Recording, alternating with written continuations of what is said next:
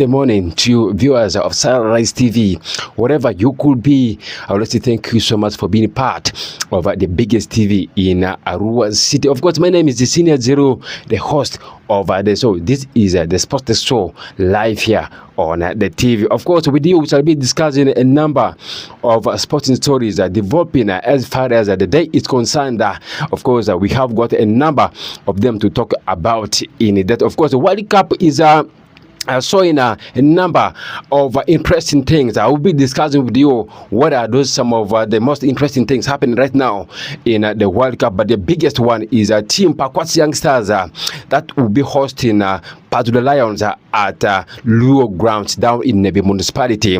Of course, it was reported that the team was going to be hosting the games at Omaz Stadium, but I can confirm to you that this team will finally be playing their return game against the Lions at Luo Grounds, the home to Team Nebi Sendo Football Club. Something which is very, very good. Of course, when you look at Luo Grounds, it's one of the beautiful stadiums in Nebi Municipality. But I'm sure this is going to be one of the most epic games to follow in that perspective. Before I talk about that game, let's first talk about the issue of transfers. Of course, international Liverpool is making headlines, and there's a lot of panic for Anthony Iriola just because Liverpool is a team that is going to be under transition, and he is already eyeing players.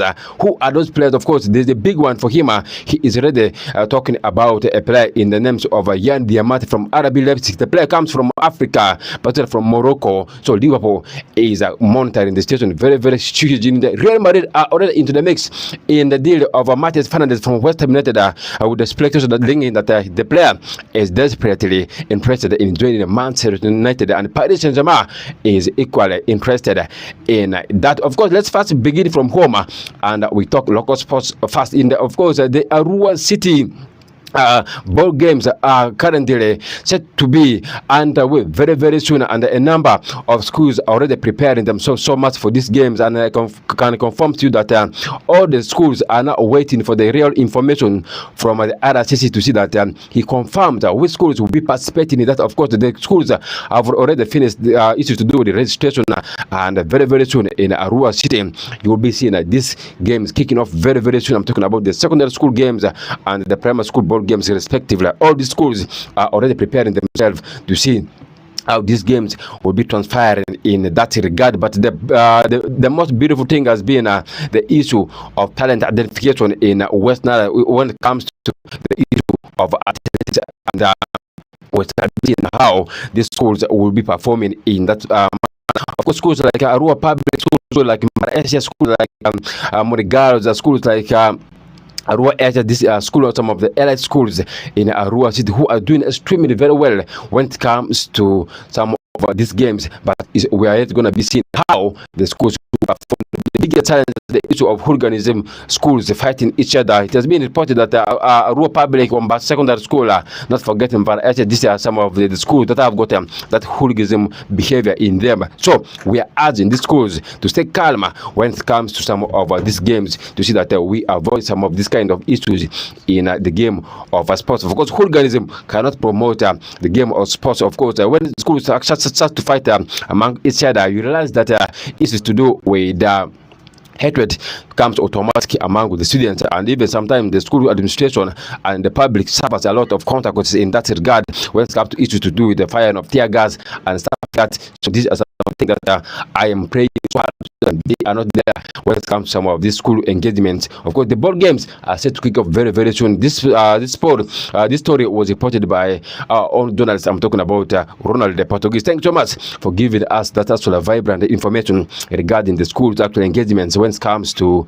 ball games in Arua City. Whether it be in the primary schools, whether it be in the secondary schools, all of them are set to begin the preparation, and the schools have already prepared. One of them has been Tarantino. Tarantino has already finished its class course, and the Arua Public has already finished class course. Monigas has already finished class course. So the schools are waiting for the official communication from RCC to see that he permits them to kick off with the events in that perspective.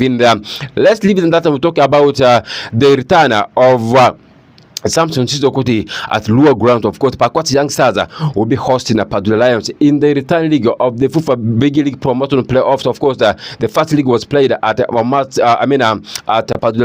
Padula grounds down in Golo City. So, team Pakwati Young Stars will be hosting the return league at the lower ground. Of course, it has been reported that at first, team Pakwati Youngsters wanted initially to host this game at St. Mary's Omar Stadium down at Pakwati District, but it has been confirmed that team Pakwati Youngsters will be playing against this team for the Lions at lower grounds, the home to Nebisend Football Club. In there, so we shall be seeing how this team of Pakwati Youngsters will be making amends in that regard. Of course, Pakwati Youngsters were trailing by a goal to nil in the first league against the Padula Lions. So it still remains to be seen how these two teams will be performing in that perspective. Of course, Padula Lions is going to be having the favorite advantage just because they have got that 1-0 advantage over Pakwati Youngsters. So can Pakwati Youngsters redeem themselves? Probably go toe to toe with this team of Padula Lions. See that the team overcome that 1-0 advantage. Of course, this team of Pakwati Youngsters is capable of upsetting a record, and we are yet going to be seeing whether this team can be important to do magic at lower ground. Of course, lower ground has been a fortress to a number of teams, particularly when it comes to playing games in West Nile. Of course, this team of Pakwati Youngsters has been a team that has been consistently playing games at lower grounds before, so I'm quite sure they have now understood the width and the length of the pitch at lower grounds. They may be a team to talk about when it comes to that return league against Padula Lions. Of course, Padula Lions comes from Golo City, and team Pakwati Youngsters comes from Pakwati district in West Nile region. So on Saturday, all roads so lead to lower ground, the home to Nebisend Football Club, where team Pakwati Youngsters will be hosting this team of Padula Lions at lower ground. Of course, the fee is only 5,000 ordinary, and then kids will pay 1,000 at the gate. And then if you want to be in the VIP session, you have to pay a fee of around 10,000 Ugandan shillings for you to access the game. Of course, Frank Roger, thanks so much for giving me that actually confirmed information regarding that game. In the game of World Cup, of course, a number of games were played yesterday. Of course, Belgium were surprised by Egypt. Of course, the game ended 1-1. The Spain were held by African actual World Cup debutants. I'm talking about Cape Verde. The game ended 0-0. And then Saudi Arabia played out in the 1-1 square with the Uruguay. Of course, Iran in the morning hours played into a 2-2 draw with New Zealand. Of course, when it comes to the games of World Cup yesterday, all the games were in draws. So this is one of the beautiful things. Of course, World Cup is trying to show a number of surprises. Of course, teams are trying to be confident, teams are trying to be compact, and teams are trying to be rigid when it comes to results. And I can confirm to you that a number of teams have played a number of draws in the World Cup. So teams are fighting so hard to see that no team loses at ease in the World Cup. So I can confirm to you that Belgium and Egypt played out one of the beautiful games. If you watch that game, I can tell you, you will be enjoyed. Of course, Romelu Lukaku squad for them, the equalizer against Egypt. Of course, Mo Salah became the first African player ever to assist in the World Cup opening games. Of course, he has already has that record to his name in the. Of course, Spain or the Cape Verde also was one of the most beautiful games to talk about in there. Of course, Cape Verde stayed a little bit disciplined in that game against Spain. I can tell you, Team Cape Verde gave a lot of hard times for Mexico. For Spain midfielders.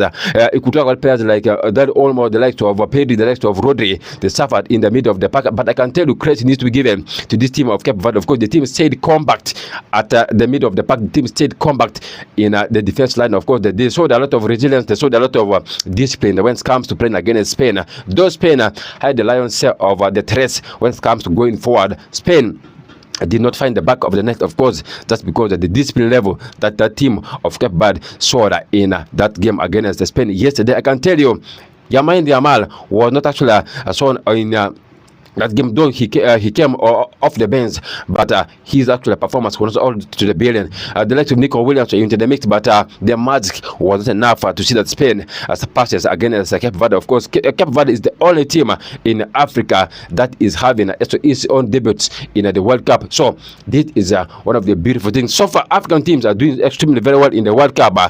South Africa lost very hugely in the World Cup, but I can tell you, African teams they are doing extremely very well in the World Cup. Of course, we did see this team of Ivory Coast actually surprising the world by beating Ecuador. Of course, Ecuador has been 19 games unbeaten in the World Cup, and I can confirm to you that they managed to beat Ecuador by a goal. Of course, it was the hierarchy that this team of Ivory Coast managed to come on top of that game against Ecuador. It was Amad Diallo's magic that shows that he is a player of his own in the current generation so far in the world. In the game of football, of course, for Ivory Coast, he is always there. There's time to rise to the occasion and probably cement things for them. And I can tell you, African teams, they are already settled everything very well. They are discipline. You may think that these teams had a common talk, maybe a common talk amongst themselves before going in for the World Cup tournaments. In there, of course, I can tell you they are doing extremely very well. But surprisingly, in the World Cup, there's a big one, just because the teams have adopted to the kind of football that was played way back in the early 2000s. Of course, staying with the 4-4-2 formation is one of the surprising things that we've seen in the World Cup. We have seen a number of teams not going with the low blocks in the middle of the park, but when it comes to going forward, that pressure in football is not all that much in there. Of course, we have seen teams now going for diagonal passes in the final third.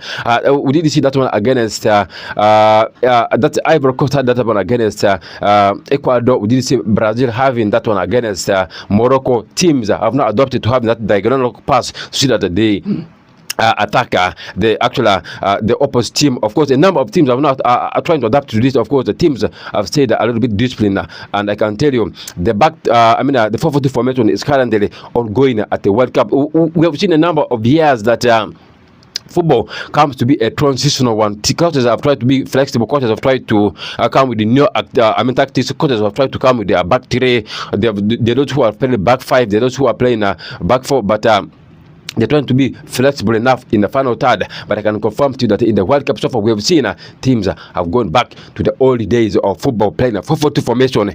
In that, of course, a number of teams already playing that. Brazil is playing that, Ecuador is playing that, Morocco is playing that, with this Cape Verde playing that, and yesterday even again Belgium. So that even Spain was doing that, because that dynamic is not there, that flexibility in formation is not there. So this is going to be one of the biggest things to talk about. So we're going to be seeing whether teams will be important to transform that maybe at the later stages of the World Cup is actually the thing that I'm following closely in that perspective. Of course, there are few people who can actually analyze that one into details, but I can confirm to you that that is what is currently going in the World Cup. Of course, in the World Cup today, we shall have a number of games coming up today. Of course, the biggest one will be between France and Senegal. This game will be at 10 p.m. Then when it reaches 1 a.m. in the morning, we shall be seeing Iraq that will be playing against Norway at 1 a.m. in the morning hours. Of course, this game that France will be playing against Senegal is going to be one of the biggest ones for this team of France and Senegal respective. Of course, it's going to be a tricky clash between the two teams. Of course, the last time the two teams had a memorable clash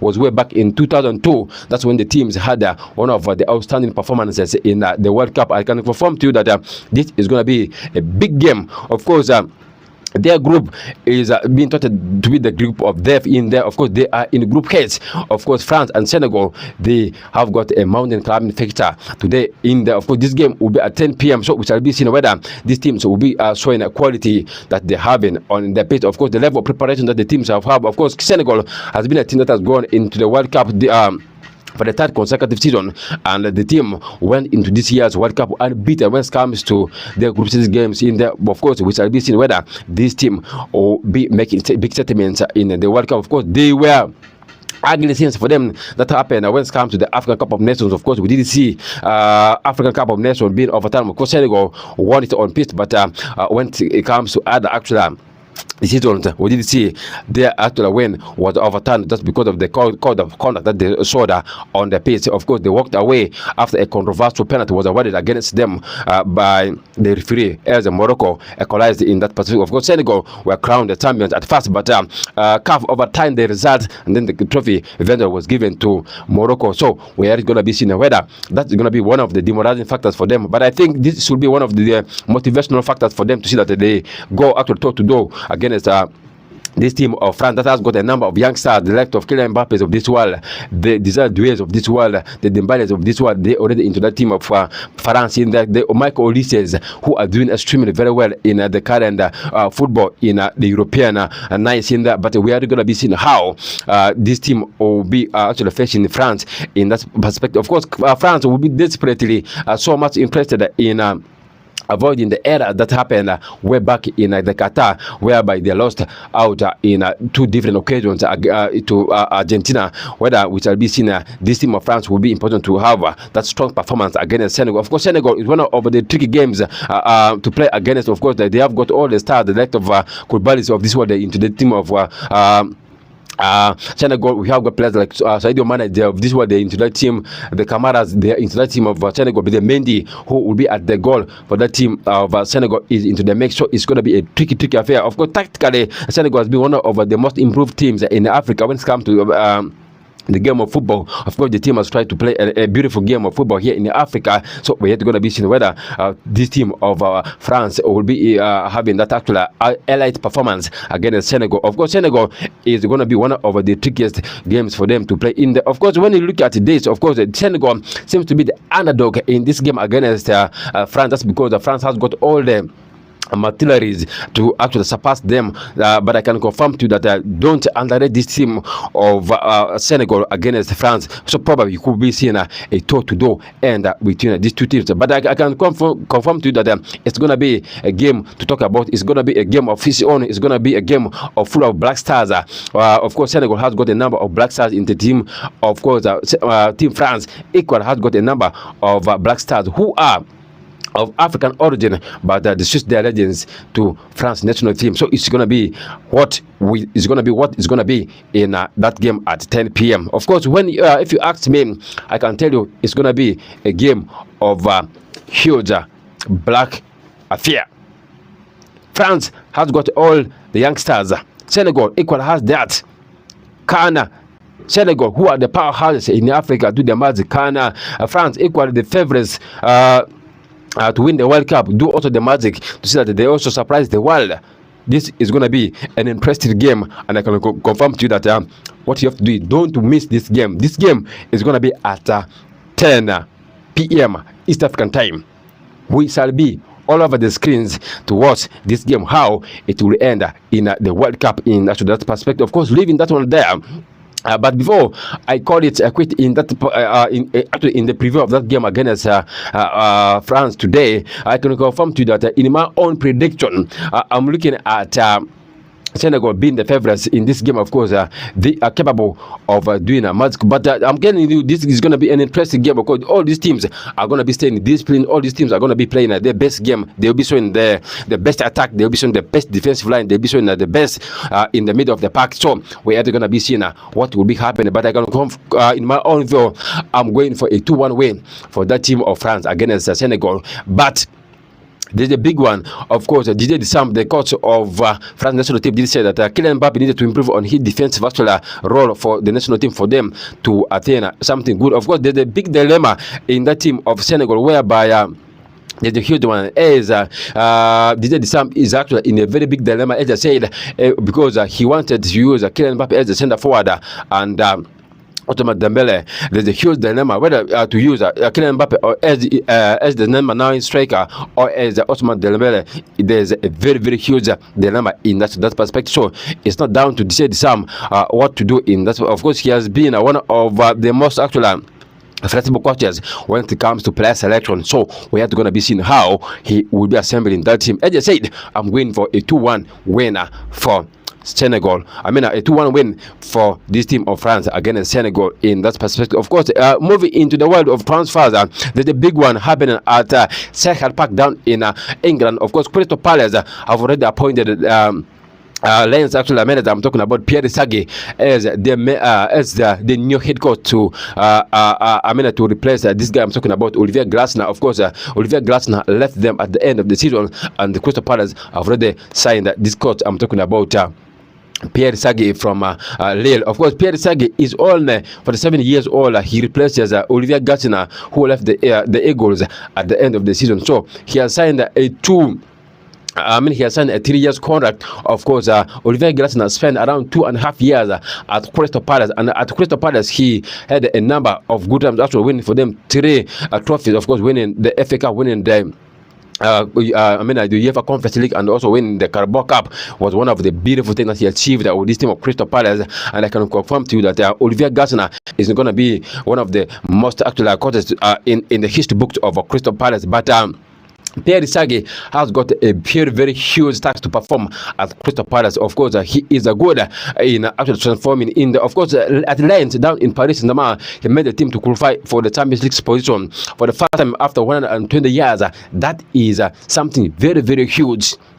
Can he actually replicate the performance that he had with Lens in the France League One and adapt that one into that team of Crystal Palace that has got a number of youngsters who are capable of doing the magics in that perspective? But we are going to be seeing how this will be happening. In that, of course, this player will be much talked about. In the, of course, he has got a number of things to do in that team of Crystal Palace. He has to come in, probably adapt to the physique of English Premier League, adapt to the pressure in the English Premier League, and you also have to adapt to the intensity of the Premier League. That is Pierre Sagi for you at Crystal Palace. So we are going to be seeing how he'll be performing. But he is good when it comes to positive football, and he's good when it comes to going aggressive on the board, and his willingness to attack is always the best thing that he does very, very well. So he's actually the formation that he uses with that team of down in French League was a 4-2-3-1 formation. Sometimes he goes with a 4-3-3 formation. He is good when it comes to flexibility in that perspective. So we're going to be seeing how he will be assembling that team of Crystal Palace. Of course, Crystal Palace has got a number of youngsters who are in that team, the likes of Adam Wattons of this world, the Hoogies of this world, in that team of Crystal Palace, and they're capable of actually doing the magic in that team of Crystal Palace. Of course, the Fabian Sarrights of this world, they're in there. So we're going to be seeing how Pierre Sagi will transform Crystal Palace better than Olivier Glasner did at Selhurst Park. Of course, at Liverpool, there's a huge one at Liverpool. The head coach, Anthony Iriola, is in a big dilemma. That's because he has come at the time when the issues at Liverpool, they are not actually really very, very well in the, of course, we didn't see Ancelotti being sacked by Liverpool just because he was a coach that actually came in and signed a 2 years contract at Liverpool, and in his first season at Liverpool, he won for them the Premier League and took the team to the FA Cup after the final matches. They lost to Manchester City and Crystal Palace respectively. But I can confirm to you that Anthony Iriola has got a huge task at Anfield to perform. Of course, he has already started identifying some of his players that he wanted to deal with, and one of them is Jan Diomate from RB Leipzig. Of course, he said he wanted to sign this player as a direct replacement for Mo Salah. Can Anthony Iriola handle the pressure at Anfield? Of course, at Bournemouth, he had a terrible. He had actually one of the highlights of the performance with Bournemouth in 2 different actual seasons. Of course, he finished last season in the number 6 position in the Premier League. That's behind Liverpool. Because Liverpool finished the season in the number 5th position, and Bournemouth finished the season in the number 6th position. Something that was actually very much appreciated by the Bournemouth hierarchy. But Anthony Iriola decided to quit that team of Bournemouth, and he decided to join the team Liverpool in the Premier League. So it is going to be one of the beautiful things. Of course, at Liverpool, he has got a number of youngsters to deal with, the likes of Alexander Isak of this world, the likes of Fernando Waite of this world, the Frimpong of this world. They are in that team of Liverpool. So he is already identified a number of youngsters that he wanted to deal with at Liverpool. So he transformed Liverpool into a better team. Of course, he has already started talks about that Jan Diomate from RB Leipzig. Of course, Jan Diomate comes from Africa, most notably from Morocco, and it has been reported that Liverpool are willing to pay a fee of around £130 million for his services. So we're going to be seeing how he will be performing in that team of Liverpool. Of course, Liverpool have already lost a number of headline players at Liverpool. Of course, Mo Salah, who has been the all-time player at Liverpool, has left the team, and he will be joining a club of his own. Of course, we did see Anthony Robertson also being leaving Liverpool at the end of the season. Then we did see a player in the shape of Abraham Konate, who are of a great actual dressing room importance to Liverpool, all quitting Liverpool. So there's a huge issue to do at Liverpool when it comes to signing players. Of course, when you lose one of your elite players or as beginner players in your dressing room, that is one of the biggest things to handle, and Anthony Iriola has got a huge decision to make at Liverpool, and I'm quite sure the Liverpool hierarchy is going to be backing up this guy. Of course, when you look at Yan Diomate, it has been reported that Liverpool is looking at him as an icon to this guy I'm talking about, a Liverpool legend, that is a Sadio Man. Of course, when you look at his type of play, he plays on the left hand side of the pitch better than on the left hand side. But at Liverpool are saying that they wanted to prioritize his service on the left hand side of the pitch. But Yan Diomate is not really pleased